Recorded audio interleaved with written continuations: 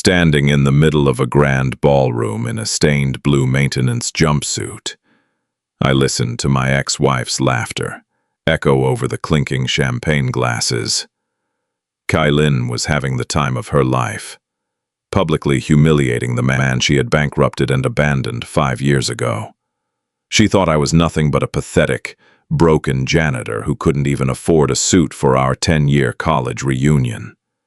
She didn't know the woman she was desperately trying to impress tonight, the ruthless billionaire CEO hosting this gala, was actually my wife. I never intended to become the guy who mopped the floors of the people who used to be my peers.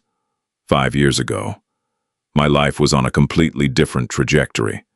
I was Alondro Flores, the founder of a promising logistics software startup, living in a beautiful 4-bedroom house in the suburbs, and married to my college sweetheart, Kailin Delaney. We had a beautiful 2-year-old daughter named Lily.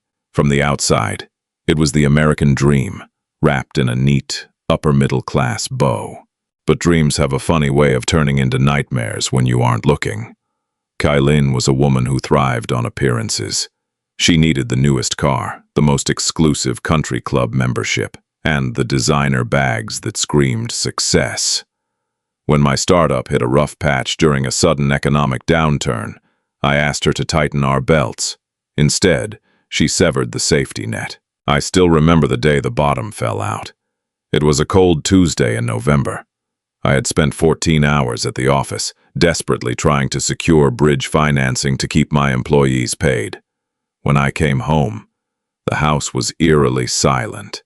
Lily was crying in her crib, a soiled diaper aggravating her delicate skin, while the closets in the master bedroom were completely emptied of Kailin's belongings. On the kitchen island, pinned under a half-empty bottle of expensive Merlot, was a note written on my own company letterhead. It was brief, cold, and entirely devoid of the love I thought we shared. I didn't sign up for poverty, Alondro. I'm taking what's mine. Don't look for me. She meant it literally. While I was trying to save my business, Kailin had spent weeks systematically draining our joint accounts, liquidating our shared assets, and even leveraging our home for a massive line of credit that she vanished with. She left the country with my former lead developer, a guy who had quietly sold our proprietary source code to a rival firm before disappearing. In one fell swoop, I lost my wife, my business, my life savings, and my dignity. The fallout was apocalyptic. The creditors swarmed like vultures. The startup collapsed, and the bank foreclosed on the house. Within 6 months, I went from a CEO negotiating million-dollar contracts to a broken man standing in a welfare line, holding the hand of a frightened 3-year-old girl who kept asking when mommy was coming back. I sold everything I had left just to keep a roof over our heads. A cramped, drafty, 1-bedroom apartment in a neighborhood where sirens replaced the sound of crickets. But the hardest blow was yet to come. Lily developed severe asthma, exacerbated by the damp conditions of our cheap apartment. The medical bills began to pile up, mounting faster than I could ever hope to pay them off. My credit was destroyed. My reputation in the tech sector was in tatters due to the corporate espionage, and I couldn't even secure an interview for an entry-level IT job. Desperation is a powerful motivator. When a temp agency offered me a night shift janitorial position at Anderson Tower, a sleek, 60-story glass monolith in the financial district, I took it without a second thought. The pay was slightly above minimum wage, but it came with full, comprehensive health insurance for my daughter. Putting on that dark blue jumpsuit with maintenance stitched over the heart felt like slipping into a completely different identity. I was no longer Alondro Flores, tech innovator. I was Artie, the guy with the mop bucket. I learned to keep my head down, scrub the marble floors until they gleamed, and make myself invisible to the wealthy executives who stomped past me in their Italian leather shoes. For 2 years, my life was a grueling cycle of exhaustion. I would wake up at dawn, make Lily breakfast, take her to a subsidized daycare, sleep for 3 hours, pick her up, make dinner, and then hand her off to my elderly neighbor, Mrs. Gable, who watched her while I worked the graveyard shift. Every night, as I emptied the trash cans of men and women who were doing exactly what I used to do, the ghost of my past life haunted me. I saw the spreadsheets left on their desks. I recognized the software they were struggling to use. Software I had once helped design. I bit my tongue, swallowed my pride, and focused on the only thing that mattered: the sound of Lily's clear, unobstructed breathing when I checked on her every morning. I thought I was destined to be a ghost in that building forever. I had no idea that the darkest corners of Anderson Tower were about to lead me back into the light. Anderson Holdings was a titan in the commercial real estate and venture capital sectors. The company owned half the skyline and had its fingers in everything from renewable energy to advanced AI startups. The crown jewel of the empire was the penthouse office on the 60th floor, occupied by the sole heir and CEO, Briella Anderson. In the employee break room, Briella was spoken of in hushed, terrified whispers. She was the ice queen of the financial district. At 32, she had ruthlessly dismantled her late father's old boys club of a board, firing dozens of stagnant executives and multiplying the company's valuation tenfold. She was known for demanding absolute perfection and firing people for being 2 minutes late to a briefing. I wasn't supposed to clean the 60th floor. That was reserved for a specialized, background-checked crew. But on a rainy Thursday night in late October, an aggressive stomach bug wiped out half the janitorial staff. My supervisor, desperate and sweating bullets, shoved a keycard into my hand. "Flores, get up to 60, empty the bins, vacuum the rugs, wipe the glass, and for the love of God, do not disturb Ms. Anderson if she's still there. Just be a ghost." I nodded, loaded up my cleaning cart, and took the service elevator to the top of the world. The penthouse suite was breathtaking, a sprawling expanse of floor-to-ceiling glass, dark mahogany, and modern art. It was past midnight, and the entire floor was silent, save for the rhythmic patter of rain against the windows. I moved methodically, emptying shredder bins and wiping down the massive oak conference tables. Then, I reached the CEO's corner office. The door was slightly ajar, a sliver of warm light spilling out into the darkened hallway. I pushed my cart forward cautiously, intending to bypass the room entirely if she was inside. But as I peeked through the gap, I didn't see the terrifying ice queen everyone gossiped about. Briella Anderson was sitting on the floor, her back against her massive desk, her designer heels kicked off and discarded near the door. Her usually immaculate hair was a messy knot, and her head was buried in her hands. She was crying. It wasn't a delicate, cinematic weep. It was the heavy, shuddering sobs of someone who was carrying the weight of the world and had finally collapsed underneath it. Scattered all around her were pages and pages of logistical flowcharts and supply chain analyses. My instincts told me to run. A janitor catching the billionaire CEO in a moment of extreme vulnerability was a one-way ticket to the unemployment line. But I was a father, and I was a man who knew exactly what it felt like to sit on the floor and cry because everything was falling apart. Before my brain could stop my feet, I stepped into the office. She snapped her head up, her piercing green eyes widening in shock and then narrowing in immediate, defensive anger. "Who the hell are you? How did you get up here?" "Alondro," I said softly, keeping my distance and holding up my hands to show I was just holding a microfiber cloth. "Maintenance. I was sent to cover the floor. I'm sorry to intrude. Ms. Anderson, I can leave." She hurriedly wiped her face, scrambling to project the armor she wore so well. "Get out. If you mention this to anyone." I didn't see anything, I assured her quietly. I turned to leave, but my eyes caught the top sheet of paper near my boot. It was a logistics matrix for a massive shipping acquisition. I recognized the bottleneck immediately. It was the exact same flaw I used to warn my clients about in my old life. I couldn't help myself. Your routing algorithm is redundant. Briella froze. Excuse me? I pointed a gloved finger at the paper. The West Coast distribution node you're analyzing. You're routing it through a centralized hub in Denver before splitting it. It's creating a 12-hour lag and artificially inflating your projected overhead by at least 15%. If you decentralize the local hubs using a predictive inventory model, the bottleneck disappears. Silence stretched between us. The only sound was the rain lashing against the glass. Briella stared at me, then looked down at the paper, then back up at my blue jumpsuit. "Who are you?" she asked again, this time with genuine curiosity instead of anger. That night changed everything. I spent the next 2 hours sitting on the plush carpet of her office, drawing diagrams on a whiteboard while she took furious notes. I told her the truth about my past, about my startup, Kayleen's betrayal, my ruined credit, and my daughter's asthma. I didn't ask for pity. I just stated the facts. Briella listened with an intensity that made me feel seen for the first time in years. Under terrifying CEO persona, she was brilliant, fiercely loyal to her company, and incredibly lonely.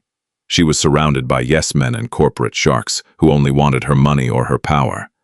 She had no one she could trust. Over the next few months, an unspoken arrangement developed. Every Tuesday and Thursday night, I would clean the 60th floor. Briella would accidentally stay late. We started eating dinner together. I'd bring cheap sandwiches from the deli downstairs, and she'd provide expensive scotch, though I never drank on the clock.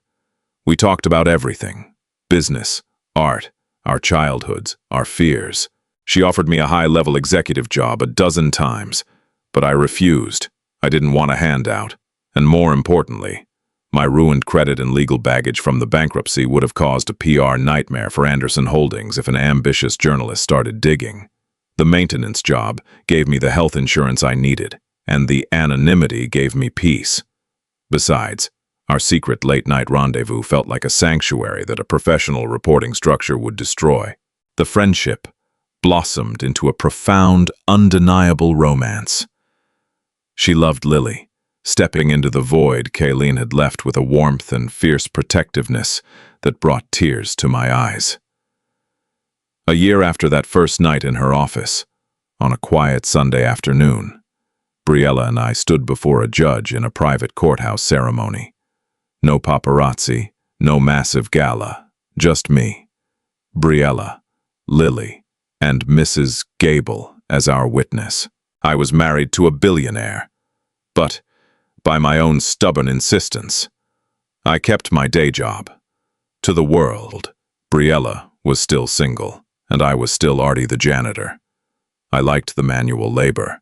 It cleared my head and allowed me to be her secret eyes and ears in the building, catching the rumors and grumblings of the lower floors. It was an eccentric life, but it was ours, and it was perfect. Until the invitation arrived. 10 years is a long time in the grand scheme of things, but in the context of high school or college reunions, it feels like the blink of an eye. The heavy, cream-colored envelope arrived at my modest apartment. Briella and I were in the process of renovating a massive townhouse in secret, so I still maintained my old address for mail and appearances. It was an invitation to the 10-year reunion for my graduating class at the State University. I tossed it into the trash immediately. I had zero interest in revisiting a past that was so thoroughly tied to my ex-wife. We had attended the same university. It was where we met, where we fell in love, and where the foundation of her eventual betrayal was built. But 2 days later, my phone buzzed with an unknown number. I opened the message and felt a cold spike of adrenaline hit my chest. I heard the reunion committee couldn't track down an RSVP from you. Alondro, don't tell me you're still hiding in a basement somewhere. You should come. Greg and I will be there. We'd love to see how successful you've become. Kaylin. Greg, my former lead developer, the man she had run away with, the man who had stolen my code and sold it. I showed the text to Briella that night as we sat on her velvet sofa, watching a movie. Her jaw clenched, her green eyes flashing with that terrifying boardroom intensity. "We're going," Briella declared, snatching the phone from my hand. "And I'm going to wear a dress that costs more than his entire stolen company. And I'm going to financially ruin him before the appetizers are served."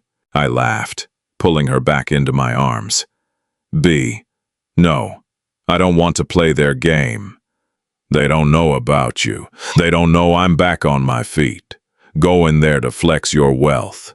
It's just getting down in the mud with them. Briella softened, tracing my jawline with her thumb. Alondro, they destroyed you. They hurt Lily. I want to see the look on that woman's face when she realizes the man she threw away is married to the woman she's been begging for a meeting with for 6 months. I raised an eyebrow. Kaylin wants a meeting with you. Greg's new tech firm, Briella explained, a wicked smile playing on her lips. They're trying to secure Series C funding. They've been pitching Anderson Holdings for months. I haven't taken the meeting because their tech is derivative garbage. But now I might just let them think they have a chance. I sighed, torn between my desire to stay hidden and the deeply human urge for vindication. Eventually, I agreed to go. But I insisted we go as equals. I bought a beautifully tailored, charcoal gray suit with my own money, saved up from a quiet consulting side hustle I had started.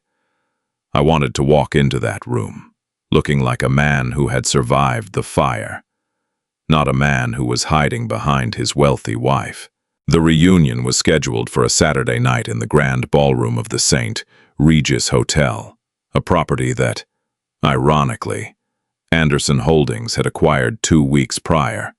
The plan was simple.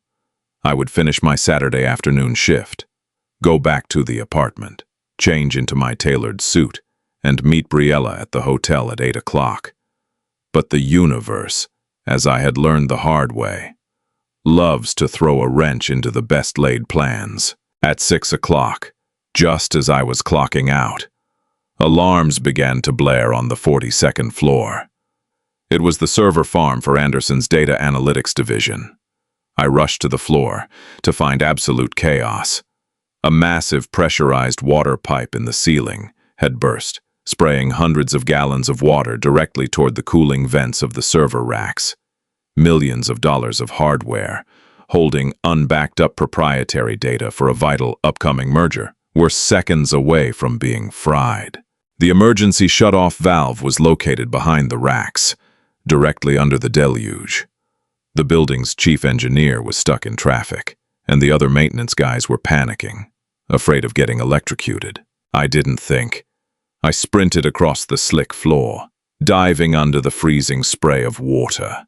My heavy blue maintenance jumpsuit absorbed the freezing liquid instantly, weighing me down as I crawled through the narrow gap between the wall and the sparking wires. I grabbed the heavy iron wheel of the shut-off valve and wrenched it with all my strength. It was rusted tight. "Come on!" I roared, the freezing water blinding me. I used my entire body weight, tearing the skin off my knuckles, until the wheel finally gave way with a groan. The water sputtered and died. I crawled out, soaked to the bone, shivering, covered in rust and industrial grease. But the servers were safe. The IT director practically kissed me, babbling about a promotion and a bonus. I just looked at the clock on the wall. It was 7:45 p.m. My apartment was 40 minutes away. The St.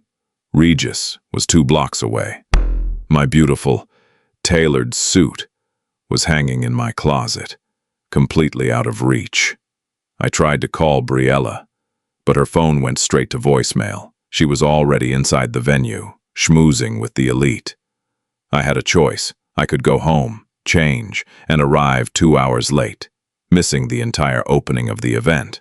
Or I could walk 2 blocks down the street and face the demons of my past exactly as they expected to see me. I looked down at my stained, dripping blue jumpsuit. The name patch, Artie, was peeling slightly at the edges. My boots squelched with every step. To hell with it, I thought. I wasn't ashamed of honest work. I had saved the servers. I provided for my daughter. I had nothing to hide. I grabbed a towel from the janitor's closet, dried my hair as best as I could, and walked out of Anderson Tower. When I arrived at the St. Regis, the valet looked at me like I was a vagrant. I had to flash my driver's license and practically force my way past the registration table. The grand ballroom was a sea of glittering cocktail dresses and expensive tuxedos. The soft hum of a string quartet fought against the chatter of hundreds of successful, arrogant alumni. I took a deep breath and stepped through the double doors. My heavy, wet boots squeaked loudly on the polished hardwood floor. Almost immediately, the conversations near the entrance died down. Heads turned, disgusted whispers rippled through the crowd as they took in the sight of a man in a greasy, wet maintenance uniform standing in their elite circle. And then, cutting through the silence like a jagged knife, came a voice I hadn't heard in 5 years. "Oh my God," a woman laughed loudly. "Alondro, is that really you?" I turned. Standing by the champagne tower, looking radiant in a custom red silk gown, was Kayleen. Clinging to her arm was Greg, wearing a smarmy smile and a Rolex that he bought with my money. Kayleen looked me up and down, her eyes dancing with malicious glee as she took in the rust stains on my chest and the dirty rag still stuffed in my back pocket. "We heard you lost everything," Kayleen projected, ensuring everyone in a 20-foot radius could hear her. "But I didn't realize you were the one coming to clean up our spilled drinks tonight. Need me to drop a 20 in your tip jar?" "Artie?" The crowd around her snickered. I stood perfectly still, my jaw clenched, waiting for the storm to break. The grand ballroom of the St. Regis plunged into a suffocating, theatrical silence. The string quartet in the corner faltered, a violinist hitting a discordant note as all eyes pivoted toward the entrance. I stood there, water from my soaked hair dripping onto the pristine, hand-woven Persian rug. The rust and grease from the burst pipe stained my chest in dark, ugly smears, and my boots left faint, watery footprints on the polished mahogany floor. I was a walking catastrophe in a room full of millionaires, and Kylan was savoring every single second of it. She detached herself from Greg's arm and stepped forward, the heavy silk of her crimson gown swishing elegantly. She held a crystal champagne flute in one hand, her manicured fingers tapping against the glass. The malicious gleam in her eyes was identical to the look she had given me the day she told me I wasn't man enough to provide for her. "I have to admit, Alondro," Kylan said, her voice carrying effortlessly across the silent room. "When the committee said you hadn't RSVP'd, I assumed you were just too embarrassed to show your face. I didn't realize you were on the clock. Did someone spill a drink in the lobby, or are you here to plunge the toilets in the men's room?" A smattering of cruel laughter rippled through the crowd. My former classmates, people I had shared dorms with, studied with, and bought beers for when my startup was booming, were now covering their mouths, actively enjoying the spectacle of my downfall. Greg stepped up beside her, adjusting the lapels of his custom Tom Ford tuxedo. He had the decency to look slightly uncomfortable, but his innate arrogance quickly overpowered it. "Take it easy on him, Chloe," Greg said, though his smirk betrayed his words. "It's hard out there. Not everyone has what it takes to survive in the tech sector. Some people are just built for manual labor." "Right, Artie," I looked at the man who had stolen my company's source code, effectively ruining my reputation and bankrupting my family. My fists clenched at my sides, the skin on my knuckles still raw and stinging from wrenching the rusted shut-off valve. A younger, more volatile version of myself might have lunged at him, tearing that smug tuxedo right off his back. But the man standing before them wasn't the broken victim they had left behind 5 years ago.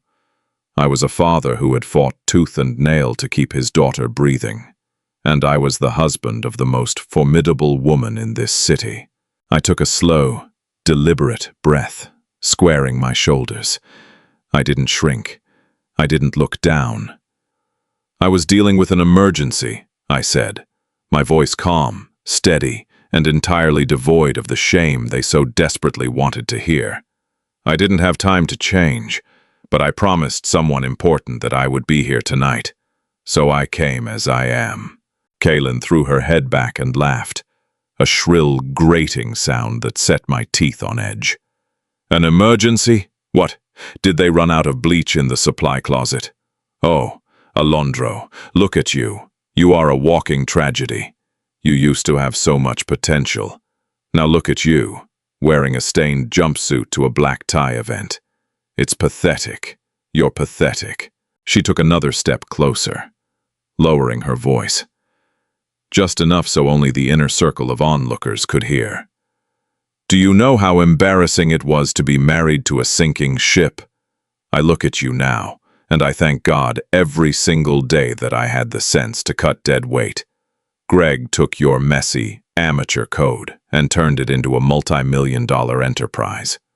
We live in a gated community in Bel Air. We summer in Monaco. And you're literally wearing a name tag. You didn't build an enterprise. Greg, I said softly, locking eyes with him.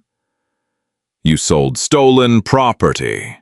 There's a difference between being a genius and being a thief. Greg's face flushed an ugly shade of puce.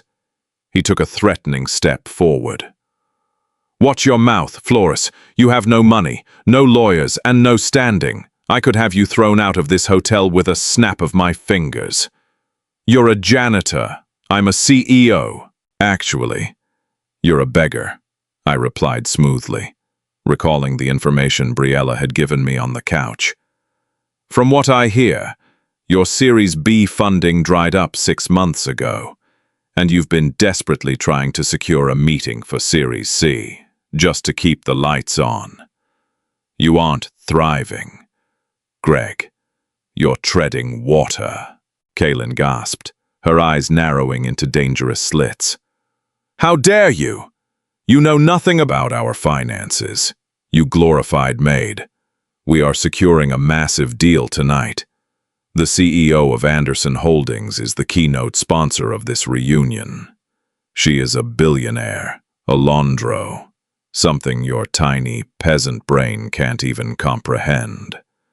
We are pitching her tonight, and when she signs that check, we'll be untouchable. She scoffed, looking me up and down with utter revulsion. God, you smell like stagnant water and cheap soap. Do everyone a favor and use the service elevator to leave before you ruin the evening for people who actually matter. The crowd murmured in agreement, the ambient hostility pressing in on me from all sides. I stood my ground, my soaked boots planted firmly on the rug. I wasn't leaving. I was waiting. Did someone say, Anderson? A cool, commanding voice echoed from the sweeping marble staircase at the far end of the ballroom.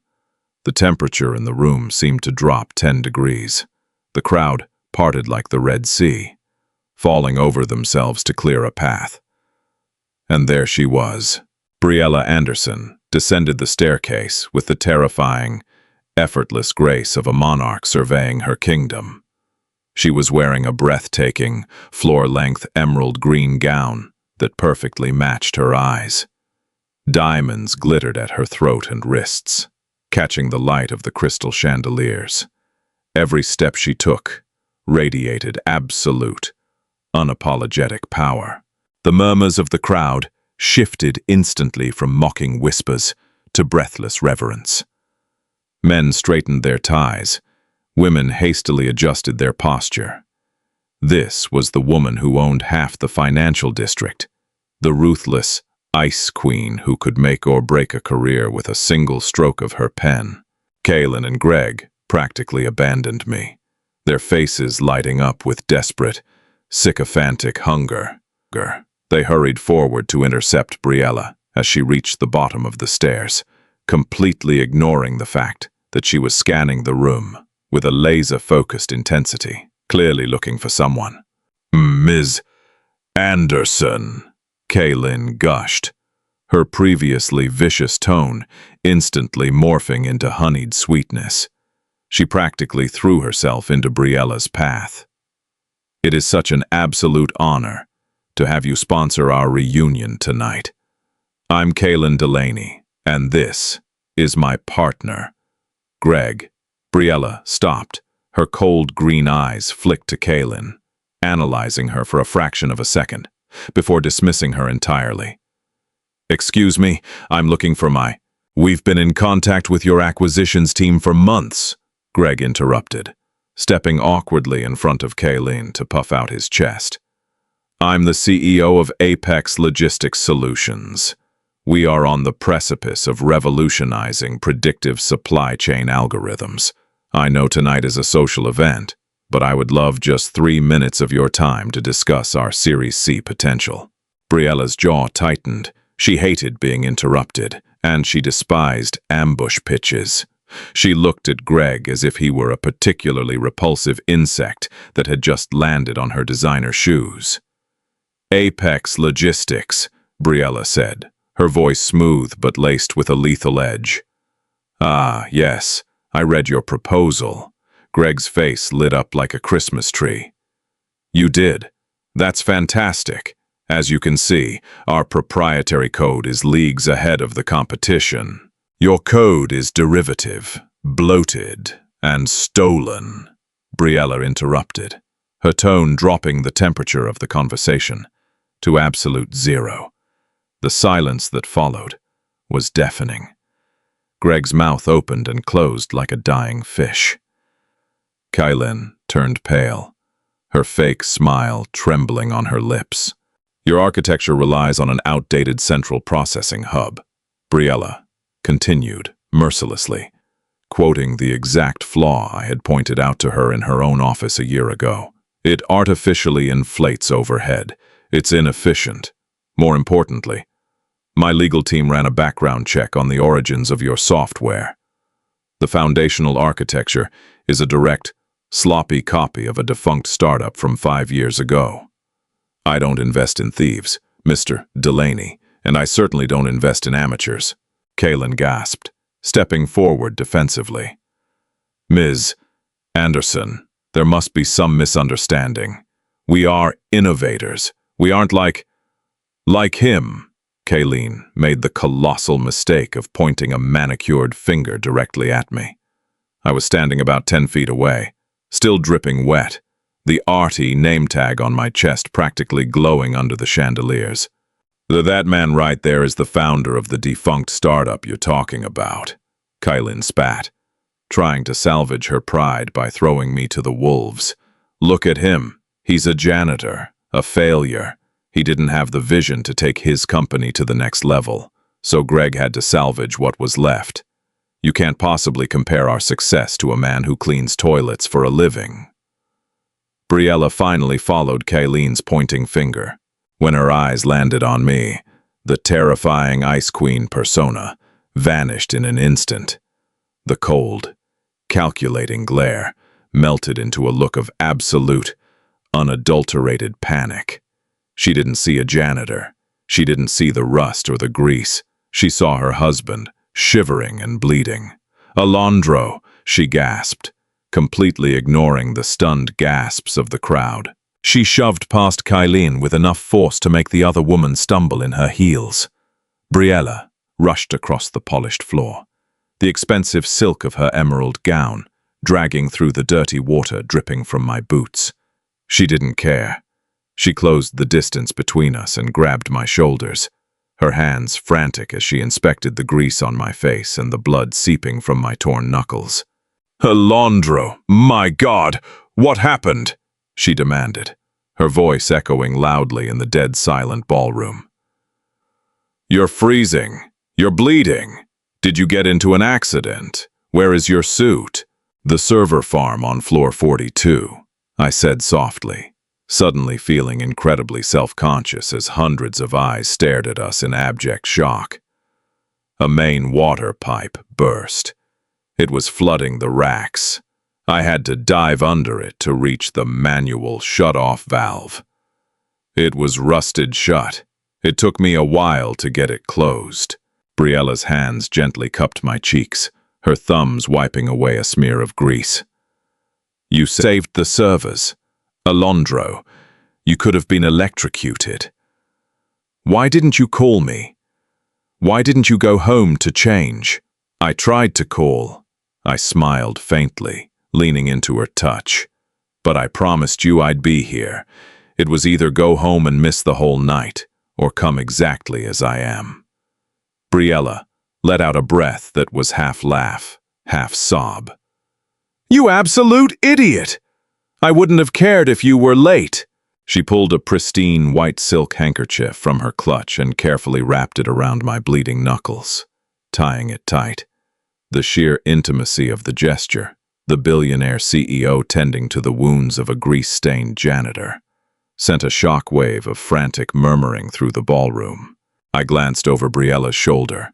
Kailin looked like she had just been struck by lightning.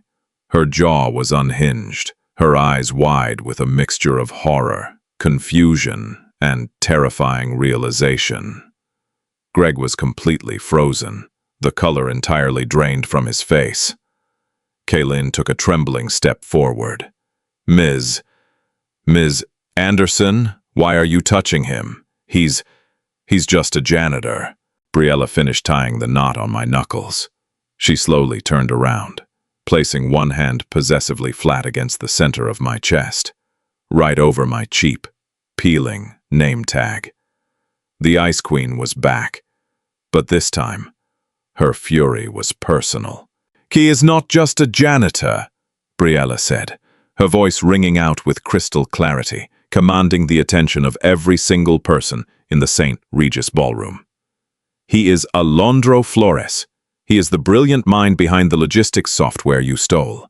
He is the man who just single-handedly saved Anderson Holdings millions of dollars in proprietary data tonight." She paused, her green eyes locking onto Kailin, with a look that promised absolute destruction. "And," Briella continued, a dangerous, triumphant smile spreading across her lips, "he is my husband." The word husband dropped into the center of the St. Regis ballroom like a live grenade. For 3 agonizing seconds, nobody breathed.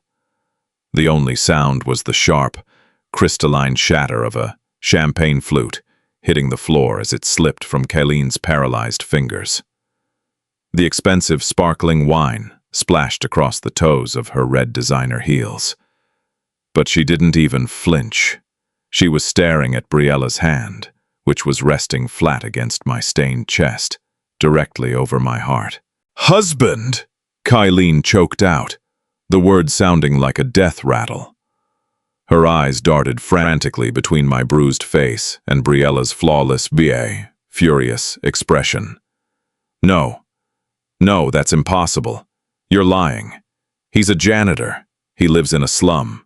He is a man who valued his daughter's health over his own ego, which is a concept I know you cannot possibly grasp," Briella replied, her voice smooth, icy, and entirely merciless. "He took a job that provided the best medical coverage in the state so your child wouldn't die from the asthma exacerbated by the squalor you left them in. He has spent the last 3 years building a life built on integrity, sacrifice, and honor. You, on the other hand, have spent the last 5 years building a house of cards on stolen property." Greg finally found his voice, though it was an octave higher than usual, and trembling violently. "Ms. Anderson, please. This is a personal dispute. It has nothing to do with business. Apex Logistics is a viable, highly profitable. Apex Logistics is insolvent, Mr. Delaney, Briella interrupted, cutting him off with the surgical precision of a guillotine. Greg blanched. What? No. We just need a bridge loan for the next quarter. You don't need a bridge loan, Greg. You need a miracle, Briella countered, taking a single, predatory step toward him. Did you really think you could secure a meeting with Anderson Holdings without my intelligence division turning your entire life inside out? I know about the offshore accounts, I know about the cooked books, but more importantly, I know exactly who holds the collateral for your massive, defaulting corporate loans. A horrifying realization began to dawn on Greg's face. The arrogance drained away, replaced by the stark, hollow terror of a man who suddenly realized he was standing on a trapdoor. Briella smiled, and it was the most terrifying, beautiful thing I had ever seen. As of 4 o'clock yesterday afternoon, Anderson Financial acquired Horizon Trust Bank, the primary lien holder on every single one of Apex Logistics' assets, including your Bel Air estate and your corporate patents. You are in breach of your covenants, Greg, and as the new owner of your debt, I am calling it in, all of it, effective immediately. The crowd gasped. Several people actually took physical steps back from Greg and Kaylin, as if their sudden, catastrophic poverty might be contagious. You can't do that, Greg shouted, losing whatever composure he had left. The veins in his neck bulged against his Tom Ford collar. That's illegal. You can't just call in a loan out of spite. Watch me, Briella whispered. By Monday morning, Apex Logistics will be in receivership. The locks on your offices will be changed. Your cars will be repossessed. Your house will be seized. You will be left with exactly what you left Alondro with 5 years ago. Absolutely nothing. Kaylin let out a high-pitched, hysterical noise. She spun toward me, her perfectly contoured face contorted in a mask of sheer panic. The malicious, mocking woman from 3 minutes ago was gone, replaced by a desperate, cornered animal. Alondro, please, she begged, stepping forward and actually trying to grab my greasy sleeve. I took a step back, refusing to let her touch me. Alondro, you can't let her do this. We were married. We loved each other. What about Lily? I'm Lily's mother. You wouldn't do this to the mother of your child, would you? The sheer audacity of her invoking my daughter's name sent a spike of white-hot rage through my veins. The calmness I had maintained all evening evaporated.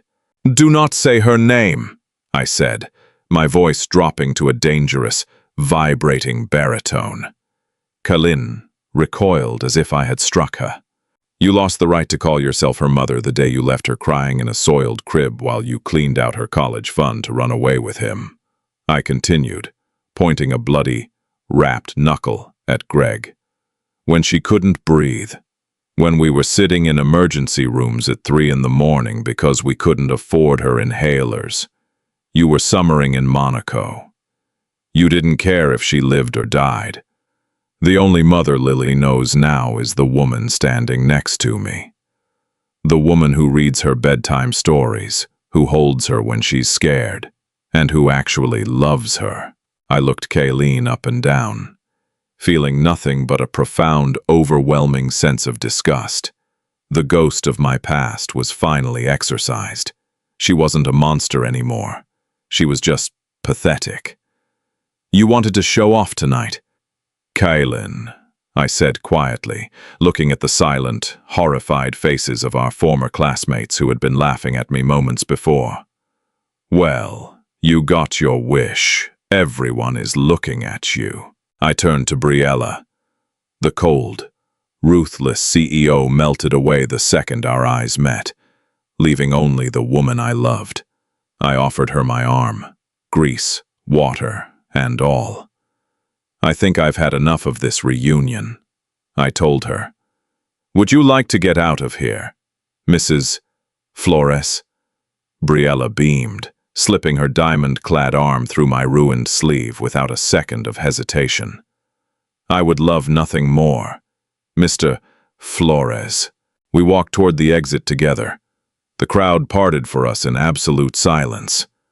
A few people, the same classmates who had mocked me, tried to offer me weak, apologetic smiles or stammer out greetings, hoping to salvage a connection to a billionaire. I ignored them completely. We walked through the double doors, leaving Kaylin sobbing hysterically in the center of the ballroom as Greg screamed frantically into his cell phone, desperately trying to reach his lawyers. It was over.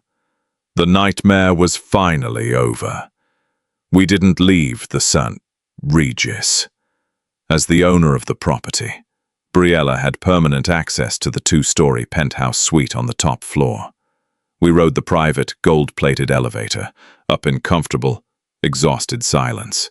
My adrenaline was crashing, and the freezing, damp chill of my soaked jumpsuit was seeping into my bones. The moment the elevator doors parted, opening into a sprawling, modern oasis overlooking the glittering city skyline, Briella turned to me. "Don't sit on the white velvet sofa," she ordered playfully, though her eyes were soft with concern. "Straight to the bathroom. You need to get out of those clothes before you catch pneumonia." The master bathroom was larger than my entire old apartment, clad in dark marble and featuring a massive rainfall shower. I peeled off the heavy, waterlogged blue jumpsuit. It hit the floor with a wet, heavy thud. For 3 years, that uniform had been my armor, my disguise, and my penance. Looking down at the peeling Artie patch, I realized with a sudden, crystal clarity that I would never wear it again. It had served its purpose. It kept my daughter alive. But it was time to let it go. I stepped into the steaming hot shower, groaning as the scalding water washed away the industrial grease, the rust, and the chill of the server room. The water, pooling at my feet, ran brown and black before finally turning clear. When I stepped out, a plush, oversized robe was waiting for me on the heated towel rack. I tied it around my waist and walked into the living area. Briella was standing by the floor-to-ceiling window, looking out over the city. She had kicked off her heels and poured 2 glasses of 20-year-old Macallan. The emerald dress looked striking against the backdrop of the city lights. I walked up behind her and wrapped my arms around her waist, resting my chin on her shoulder. She leaned back against my chest, handing me one of the crystal tumblers. "You were terrifying down there," I murmured, pressing a kiss to her temple. "Brilliant, beautiful, and absolutely terrifying." Briella laughed softly, turning around in my arms. "I told you I was going to financially ruin him before the appetizers were served. I'm a woman of my word. Alondro. Nobody embarrasses my husband. Nobody." I took a sip of the scotch, letting the liquid fire warm my chest. Calling in his debt. That wasn't just a spur-of-the-moment threat, was it? "You've been planning that." Briella stepped back, a wicked, brilliant glint in her eye. She walked over to the mahogany side table and picked up a thick manila folder I hadn't noticed before. She walked back and pressed it against my chest. "I bought Horizon Trust Bank last month," she admitted, completely unapologetic. "The second I found out they held Apex Logistics paper, I leveraged Anderson's board to acquire the bank. But calling in his debt is just the appetizer. Alondro, open the folder." Frowning, I set my glass down and opened the file. Inside was a draft of a massive civil lawsuit, filed in federal court. The plaintiff was Anderson Holdings. The defendants were Greg Delaney, Kaylin Delaney, and Apex Logistics. The charge was massive: coordinated intellectual property theft and corporate espionage. I looked up at her, stunned. B, you can't prove this. My old files were lost in the bankruptcy. Greg scrubbed his tracks perfectly when he stole my code. He scrubbed his tracks from the public record, Briella corrected, tapping a polished fingernail against the folder. But he forgot one crucial detail. Do you remember when you first pointed out the flaw in my supply chain matrix, that very first night in my office? I nodded slowly. Yes, I drew a decentralized routing map on your whiteboard. Exactly, she smiled. And I asked you how you knew the algorithm so intimately. You spent the next few weeks secretly rewriting sections of your original code from memory on my office computer to prove your theory. I kept those files. Alondro. I had my cybersecurity team cross-reference the timestamps and the deep architectural framework of your handwritten code against the proprietary software Greg has been peddling. The base architecture is a one-to-one match. We have hard, undeniable digital forensics proving he stole it from your original framework. I stared at the paperwork, my hands trembling slightly. You're suing them for IP theft. I filed it at 3 o'clock this afternoon, Briella confirmed softly. By the time the bank finished seizing their physical assets on Monday, the federal marshals will be serving them with a lawsuit that will tie them up in litigation for the next decade. Greg won't just be broke, he will be unhireable in the tech sector for the rest of his natural life. And Kalen will have to get a front-row seat to what real poverty looks like. A profound sense of closure washed over me.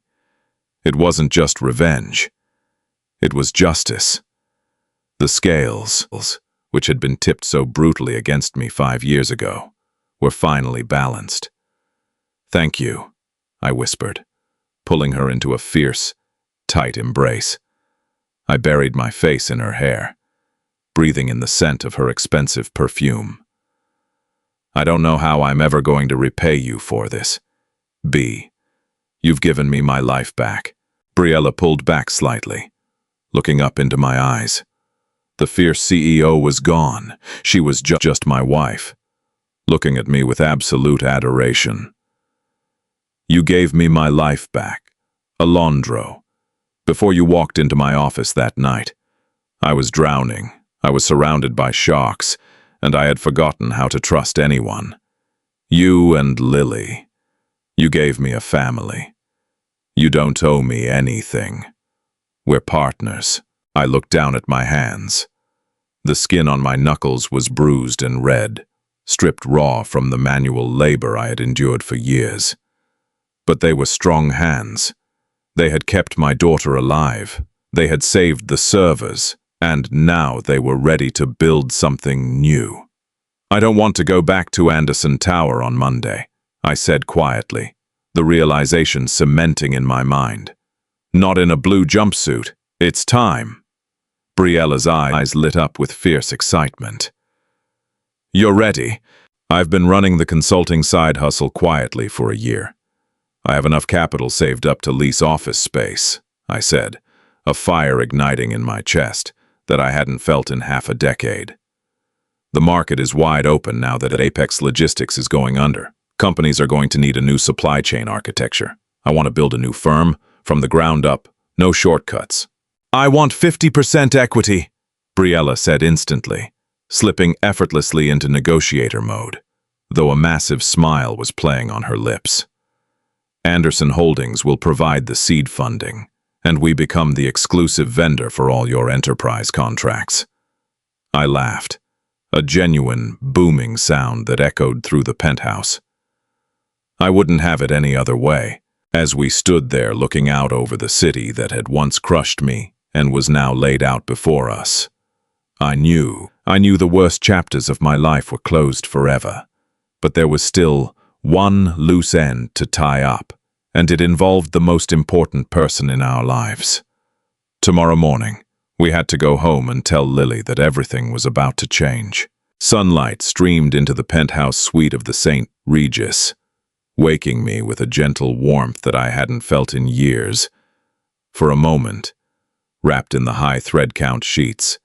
I thought the events of the previous night were just an incredibly vivid dream.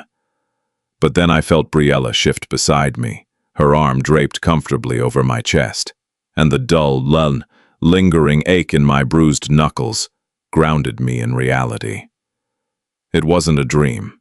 The ghost of my past had finally been laid to rest, and the future was entirely mine to build. We didn't linger in the luxury of the hotel. By 8 in the morning, we were dressed. Briella in a sleek, casual outfit, she had her assistant rush over, and me in a set of clean clothes purchased from the boutique downstairs. We took a private car back to my modest, drafty apartment on the edge of the city. As we climbed the narrow, squeaky stairs, I felt a profound sense of finality. This building had been my sanctuary and my prison, but its lease on my life was officially up. We knocked on Mrs. Gable's door, and the sweet, elderly woman answered with a warm smile, ushering us inside. Lily was sitting on the worn living room rug, happily coloring in a massive sketchbook Briella had bought for her last week. When Lily saw us, her face lit up, and she scrambled to her feet, running straight into my arms. "Daddy B!" she squealed, burying her face into my neck. I picked her up, holding her tightly, breathing in the scent of her strawberry shampoo. Hey, sweetie. Did you have fun with Mrs. Gable?" "We watched movies and ate popcorn," Lily announced proudly. Then, she looked at my bandaged hand, her little brows furrowing in concern.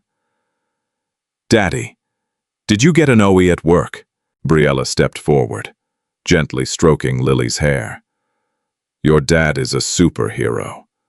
"Lily, he saved the day at work yesterday. But we have some very exciting news. He doesn't have to work in that big, messy building at night anymore." Lily's eyes widened. "Really? No more night shifts?" "No more night shifts," I confirmed, my voice thick with emotion. I looked at Briella, who nodded encouragingly. "In fact, we have an even bigger surprise. Do you remember that huge, beautiful house B showed us a few months ago? The one with the massive backyard and the empty room painted yellow?" "The princess room?" Lily gasped. "Yes, the princess room." Briella laughed softly. "Well, the renovations are finally finished.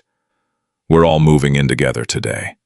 That's going to be our new home." Watching the pure, unadulterated joy erupt on my daughter's face was the greatest reward I could have ever asked for.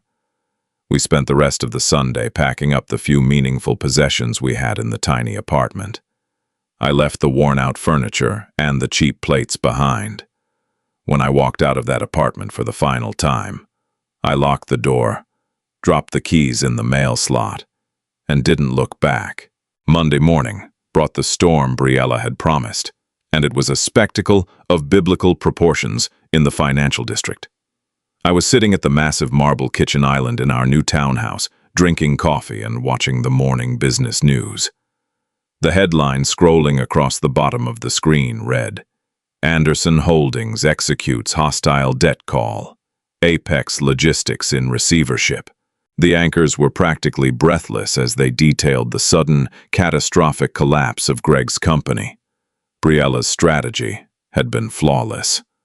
By acquiring Horizon Trust Bank, she had legally taken ownership of Apex Logistics' highly leveraged debt. Because Greg had missed a minor covenant in his loan agreement 2 quarters ago, a detail the previous bank had ignored, but Briella's lawyers had pounced on, Anderson Holdings was legally within its rights to demand immediate, full repayment of a $70 million loan. Greg didn't have $70 million. He didn't even have 7. By noon, the federal marshals arrived at the Apex Logistics headquarters to lock the doors and seize the physical assets. By 2 o'clock, the news of the massive intellectual property theft lawsuit filed by Anderson Holdings hit the wire.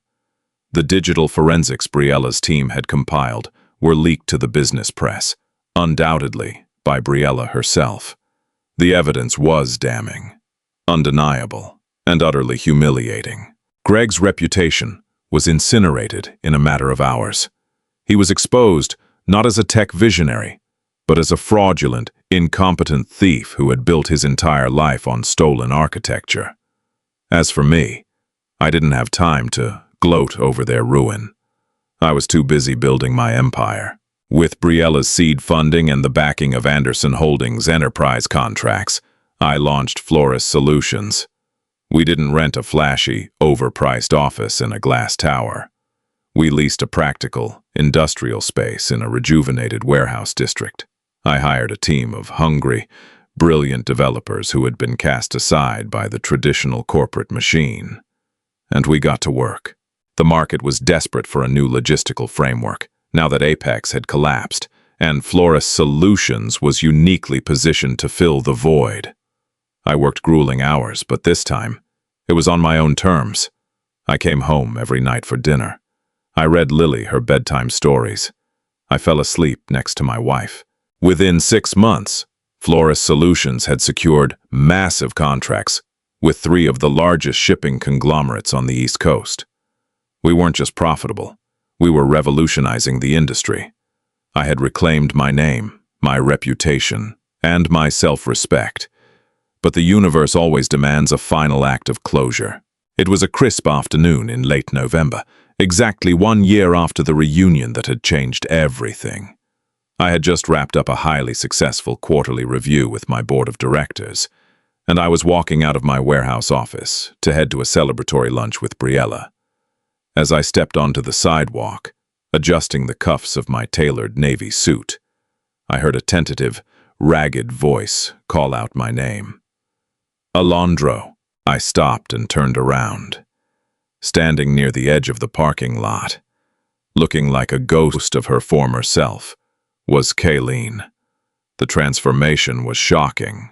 The radiant, arrogant woman in the custom red silk gown was completely gone. She was wearing a cheap, faded trench coat, her hair pulled back into a messy, unwashed ponytail. She looked exhausted, aged, and hollowed out by the sheer weight of the catastrophe that had befallen her. I didn't feel anger when I looked at her. I didn't feel the burning need for vengeance that used to keep me awake at night. I just felt a profound, heavy pity. "Kayleen," I said evenly, keeping my distance. I didn't invite her inside, and I didn't offer a smile. "What are you doing here?" She clutched her cheap handbag tightly to her chest, her eyes darting nervously around the busy street. I read about your new company in Forbes, Flores Solutions. You're doing really well." "We are," I replied simply. "Is there something you need?" "I have a lunch meeting I can't be late for." Tears welled up in her eyes, spilling over onto her pale cheeks. She took a desperate step forward. "Alondro, please. I have nothing left. Greg is facing federal wire fraud charges because of the IP theft. The court seized everything, the house, the cars, our personal accounts. I'm living in a weekly motel on the edge of the city. I'm waiting tables at a diner just to pay for groceries." I looked at her, my expression impassive. "That sounds incredibly difficult, but I'm not sure why you're telling me this." "Because I need help," she sobbed, her voice cracking with genuine desperation. "I made a mistake, Alondro. I was stupid and greedy, and Greg manipulated me. But we used to be a family. I'm Lily's mother. You can't just let me rot on the street while you and your billionaire wife live in a mansion. Please, just a small loan, just enough to get me an apartment and a decent lawyer." The sheer entitlement of her request, even after everything she had done, was staggering. She still believed that she could pull the strings of my guilt. She still thought I was the man she had broken. "You aren't Lily's mother." "Kayleen," I said, my voice calm, steady, and terrifyingly cold. A mother doesn't empty her child's college fund and abandon her when she's sick. You relinquished your parental rights the day you left that note on the kitchen counter and fled the country with a thief. She flinched, the tears streaming freely down her face. Alondro, I was scared. No, you were selfish, I interrupted, cutting off her excuses. When I lost my company 5 years ago, I didn't run. I took a job scrubbing toilets on the graveyard shift so I could afford my daughter's asthma medication.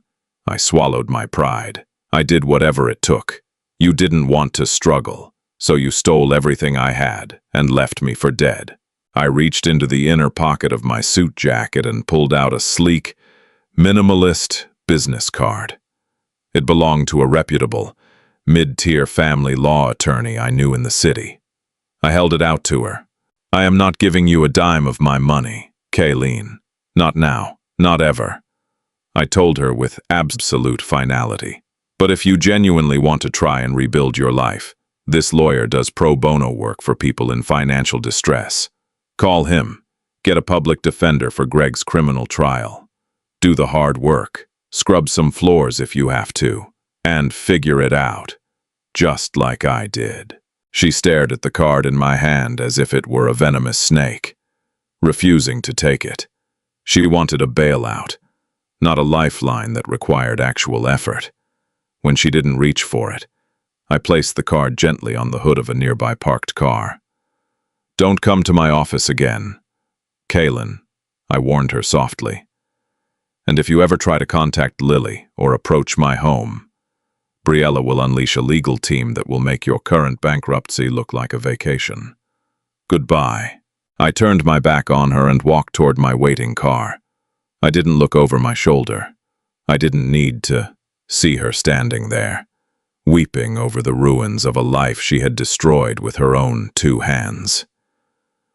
My driver opened the door for me, and I slid into the quiet, leather-scented interior of the sedan. As the car pulled away from the curb, leaving Kayleen far behind in the rearview mirror, my phone buzzed in my pocket. It was a text from Briella, accompanied by a picture of her and Lily sitting at a corner table in our favorite Italian restaurant downtown.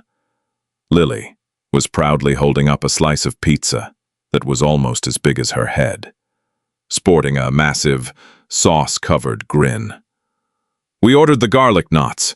Hurry up, Mr. CEO, before your daughter eats them all. We love you, I smiled, feeling a profound, overwhelming sense of peace settle over my heart. The blue maintenance jumpsuit was gone forever, locked away in the past where it belonged. I had survived the fire, and I had come out the other side, stronger, wiser, and infinitely richer in the things that actually mattered. I tapped the screen, typing out my reply. On my way, save some for me. Thank you so much for listening to my story today. If you enjoyed this dramatic journey of betrayal, redemption, and ultimate justice, please hit that like button and share this video with your friends. Don't forget to subscribe to the channel and ring the notification bell so you never miss another incredible real-life story, just like this one. What did you think of Kayleen's ultimate downfall? Did Alondro do the right thing? Let me know your thoughts down in the comments below. Your support means the world to us, and we can't wait to bring you more amazing content.